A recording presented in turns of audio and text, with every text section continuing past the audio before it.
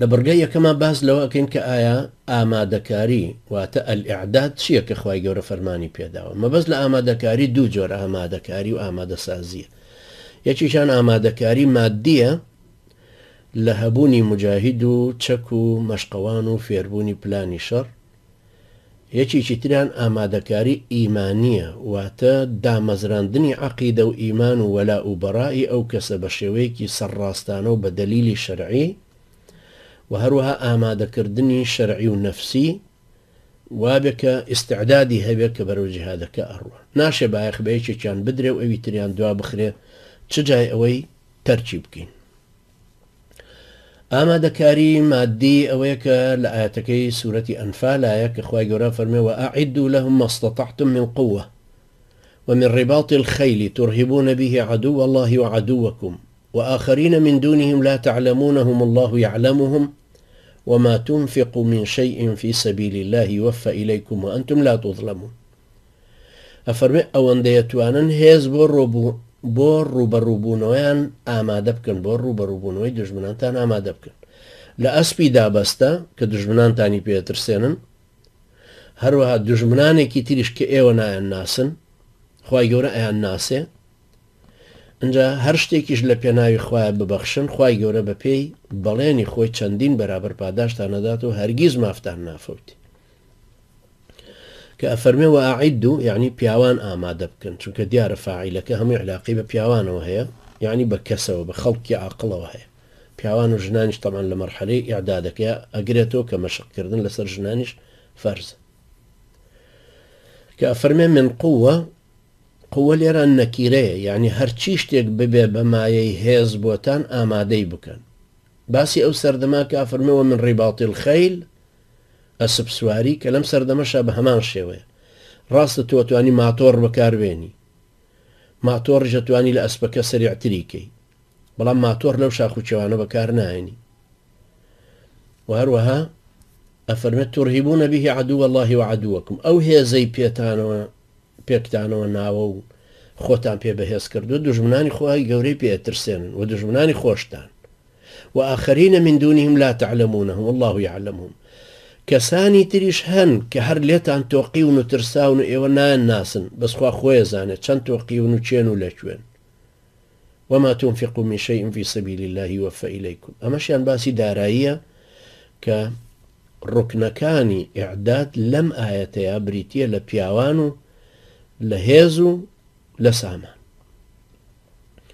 وخوای گەورە فەرمێ مافتان هەرگیزا و هەرگیز نافەوتێ لەبەرەوە ببەخشن لە پێناوی خوای پەروەردگارە لە پێناوی جیهادەکەیە بۆ ئەوی هێزەکەتان بۆ دروست بێ و پیاوانێکی مسلمانی مجاهد بێنە مەیدان هێز لەم ئاەتەیە لەلایەن پێغەمبەری خوا صلی الله عليه وسلم تەفسیر کراوە هیچ بوارێکی بۆ کەسی تر نێشتۆ تۆ تا تفسيرك تري بوبكا يا معناي تري بودا بتاشة چونك وكو علماء أصول فرمون هذا نص في موضع النزاع أما الدقيقة لشويني ناكوشي كان يعني ناكوشي كان يقلاية كاتوا كبريتيا هيز بريتيا لا تير أندازي دقيقة أويك مسلمة جارته لعقبي كوري عامرة وخوالي رازي بها أجارته كبيغمري خواه صلى الله عليه وسلم لسر من برم آياتي خندو أم آياتي واعدوا لهم ما استطعتم من قوة باشان سيجار لسريك فرمي ألا إن القوة الرمي ألا إن القوة الرمي ألا إن القوة الرمي وهذا هيز بريتيا لتير أندازي هيز بريتيا لتير أندازي هيز بريتيا لتير أندازي جاسور سيرك يجي وكو وألين روايتك لي متأكدني بلاميتش لسر كردكاني يقرتو كسيد أحمدي بينجوانية وتويتي ألا إن القوة القلم يعني هر لسر من بركة وتاري داو ئەم قسەی ڕەت کردوتەوە ئەمە بەڕاستی خۆی بێئەدەبیەکی زۆر گەورەیە ئەگەر وای وتبێ بەهەرحاڵیش ئەگەر واشیان نەوتبێ ئەویش وای نەوتبێ زۆری تر هەروە بە عەمەلی وایان وتووە بەهەرحاڵ خوای گەورە لێ مەشولەوانیش ببوورێ بەڵام ڕوون بێتەوە بۆ ئەوەی کە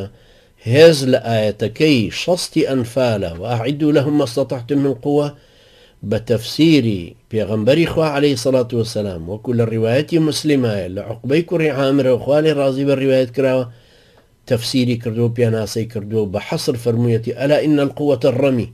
يعني بالتأكيد يكو سرنج راجع شانك وبالجملة اسمي وتأكيد وفرميتي هيز بريتي التي رندازي للرمي كرد فتحیەکەنیشە فەرمێ تیرەندازی هی ئەو زەمانە تیر و ڕم و بەکارهێنانی شمشێر بوو لەم زەمانەیە هەموو سیلا حەسووکەکان ئەگرێتەوە لە دەمانچە و کلاشینکۆف و نارنجۆک و تا ئەگاتە ئەڕبیجی و هاوەنی هەشتاوت. دوای ئەم تەفسیرکردنی پێغەمبەری خوا صلی الله عليه وسلم هیچ کەسێک بۆی نییە بڵێ ئەلقووە لە ئاەتەکەیان مەبەست لێ ئامادەکاری ئیمانی و پەروەردەکاری، چونکە ئاشکرایە کە مەبەست لێ ئامادەکاری مادیە کە سێ ڕوکنە و ئاەتەکە ئاماژەی پێداون. پیاوی جەنگاوەر چەک پارە، ئاەتەکە بە ڕاشکاوی باز لە چەک و پاراکە، باز لە جەنگاوەریش بە ئاماژەکەی و ئاعیدوو ئەکا کە فاعیلەکەی دیارە واوی جەماعەیەواتە خەڵکن. جگەلەوەی لە ئاەتی تریشە ڕاشکاوانە باسی ئەمەی کردووە کە فەرمی یا ئەیوهە النەبی حەرض المؤمنین على القتال، زۆر ڕۆشن وازحەکە فەرمی مسلمانان هاندە لەسەر بەشدارکردنی جەنگ لە کوشتار، چونکە جەنگ حربە بەڵام قیتال کوشتارە. یان فقاتل في سبيل الله، نافەرمە فەقتل، فەرمە فقاتل یعنی دوو بەرە هەیە، بەرەیەکی ئەو بەر و بەرەیەکی ئەم بەر. فقاتل في سبيل الله لا تكلف إلا نفسك وحرض المؤمنين عسى الله أن يكف بأس الذين كفروا. لپێناوی خوایە بجەنگێ داوا لە کەسی تری غەیری خۆت مەکە، بەڵام مسلمانان هاندە لەسەری تا خوای گەورە دەسەڵات و زەبر و زەنگی کافرەکان بوەستێنێ. کەوابوو واعیدوا لهم ما استطعتم من قوة، ئەم هێزە ئامادەکردنە بۆ چییە؟ ترهیبون به عدو الله وعدوكم، شەرت نییە هجومیان بکەنە سەر، بەڵام بیان ترسێنن کە ئەوان هجوم نەکەنە سەرتە. لێرەشا فەرمێەوە حەرض المؤمنین على القتال، انجا فەرمێ وحەرض المؤمنین عسى الله أن يكف بأس الذين كفروا. تۆ هانیاندا مسلمانان هاندە لەسەر جیهادکردنەکە تا خوای گەورە دەسەڵات و زەبر و زەنگی کافرەکانتان لێ دوورە خاتوو. انجا فەرمی یا ئەیوهە الذین آمنوا كونوا أنصار الله، ئەو کەسانەی باوەڕتان هێناوە ببنە پشتیوانی خوای گەورە، یعنی ببنە پشتیوانی دینەکەی. شيخ الإسلام ابن تيمية رحمة خوای لێبێ لە مەجموعی فتاوى لە مجلدی 28 لە لاپەڕەد و 159 ئەفەرمێ ئەگەر فەرزێتی جیهادکردن بەهۆی لاوازی و دەسەڵاتیەوە نەما، خۆ ئامادەکردنە بێتە فەرزی عین بە ئامادەکردنەوەی هێز و ئەسپی دابەستە و هێزەکانی تر. یعنی ابن تەیمیە ڕەحمەتی خوای لێبێ فەرمێ ئەگەر بە سەبەبی عەجز دەسەوسانبوون و بێدەسەڵاتبوونی مسلمانان نەیانتوانی جیهادەکە بکەن کە جیهادەکەیان پێناکرێ، خۆ ئامادەکردنەوەکە لەسەریانە بێ بە فەرزی عین، یعنی ئیعداد، یعنی پێکەوەنانی کۆمەڵکاریەکی جیهادی و پێکەوەنانی هێزی چەک لەگەڵ دارایی کۆکردنەوە بۆ خزمەتکردنی حاڵەتە جیهادیەکە. خوای گەورە ئەم ئامادەکاری و هەوڵدانەی کردو بە نیشانەی ڕاستی دیندارەتی و پتەوی باوەڕ و حاڵی جۆکردنەوەی مسلمان لە دووڕوەکان و لە دەغەڵ و لە دەبەنگەکان. ئەفەرمێ وەلەو ئەرادوا الخروج لأعدوا له عدة، سەیری ئەم معادلەیە بکەنەوە جارێکی تریش باسمان کردو، ئەگەر ویستیان شۆڕش بکەن خۆ ئامادەکەن. سێ کەلیمە ئەرادوا الخروج لأعدوا، ئەگەر بیان ویستایە شۆڕش بکەن جیهاد بکەن خۆیان بۆ ئامادە کرد، کە خۆیان بۆ ئامادە نەکردووە یعنی نایانەوێ شۆڕش بکەن. انجا خوای گەورە فەرمێ بۆ وانین ولكن كره الله انبعاثهم فثبطهم وقيل اقعدوا مع القاعدين لو خرجوا فيكم ما زادوكم إلا خبالة ولأوضعوا خلالكم يبغونكم الفتنة وفيكم سماعون له. ئەگەر بیان ویستایە بجەنگن حتمما خۆیان بۆ ئامادە کرد، بەڵام خوای گەورە هەموو بزاوتێکی بۆ بەشداریکردنی غەزا ئەبوغزاندن، بۆیە وای لێکردن هەر حەز بە حەوانە و بە تەمەڵی خۆیان بکەن، بە دانیشتنی بەرسێبەر بکەن. اینجا پێیان وترا دەیسا ئێوەش لەگەڵ دواکەوتوەکانی ڕیزی جیهادە دانیشن.